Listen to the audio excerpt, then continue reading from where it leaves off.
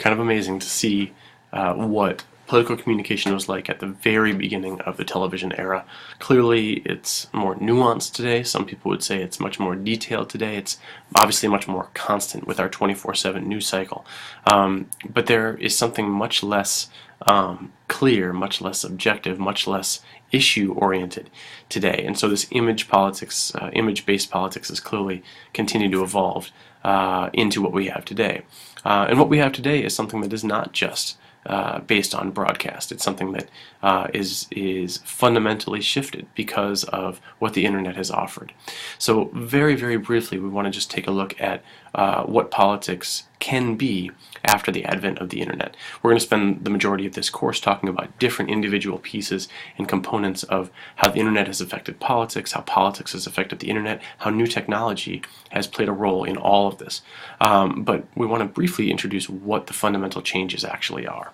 First is the idea that the internet is highly interactive.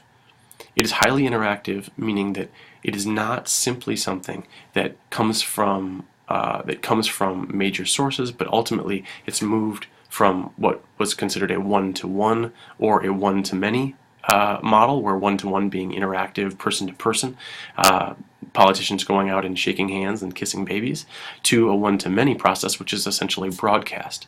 Now we have a many-to-many style.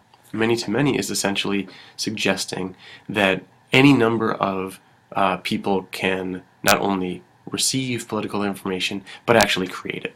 And that process is enormously important when we think about what political communication can be. We don't just read newspaper articles, but we can comment on them. We can tweet them or retweet them. We can add our different aspects to it, or we can create our own blog and create our own news sources. There's a lot there.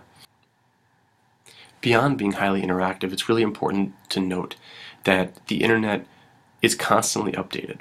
And that really can't be overstated. We have a nearly unlimited amount of information available online, and a nearly infinite amount of political information online.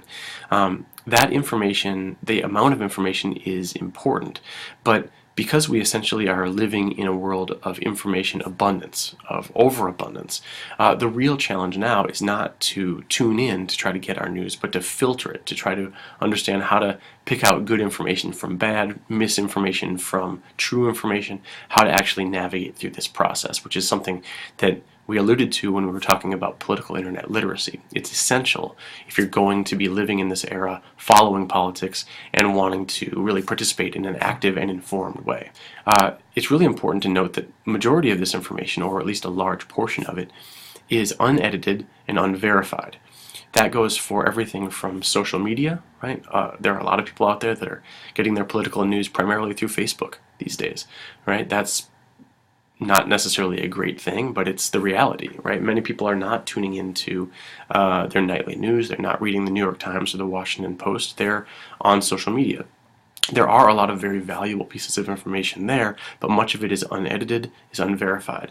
The same goes for Twitter. You can follow CNN, you can follow Fox News, you can follow NBC or the New York Times on Twitter, but you can also follow your friends that are going to be forwarding various things that is not necessarily verified or proven to be true.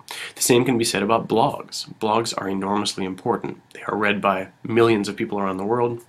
Many of the most successful blogs are political blogs, but by definition, blogs don't necessarily need to fit into the traditional journalistic model, with professional journalists, with professional editors going through the same process of trying to determine news. Blogs often fill in very important voids that exist in traditional journalism, but they also create some ambiguity about what is truthful, what is not, because of the question about how verifiable is the information presented in blogs. All of this ultimately leads us to where we get our information. As you can see here, the internet is growing very importantly as a source of campaign news. Television still remains king. There's no doubt about that, and I don't think that that's going to change anytime soon. What is important to note is sort of an asterisk there when you take a look at those numbers for the television, is that many people are starting to watch TV online. And the merging of mediums, whether it's specifically TV or whether you're watching TV on the internet or on your cell phone your smartphone, your tablet. All of these things are really coming together. But what is really important to note here is that the internet sources are skyrocketing. Newspapers are falling off. We know that there is a major crisis in the newspaper industry.